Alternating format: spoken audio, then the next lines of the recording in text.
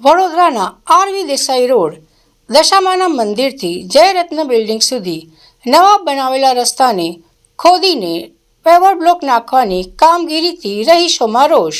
વડોદરા મહાનગરપાલિકામાં બેસેલા અધિકારીઓ, એન્જિનિયરો અને municipal commissioner, mayor, standing chairman જેવા પદાધિકારીઓ જગ્યાએ સ્થળની ત્યારે પણ મુલાકાત લેતા ના હોય એવું સ્પષ્ટ દેખાઈ આવે છે.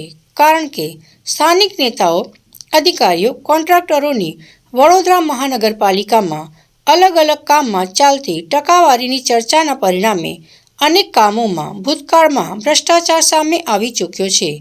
આવી પરિસ્થિતિ કરોડો રૂપિયાના ખર્ચે બનાવેલા જયરત્ન બિલ્ડિંગથી દશામાના મંદિર સુધીના રસ્તાની થઈ રહી છે, જ્યાં અડધા ભાગમાં બનાવેલા નવા રસ્તા હવે તોડીને પેવર બ્લોક લગાડવાની કામગીરી કરાઈ રહી છે.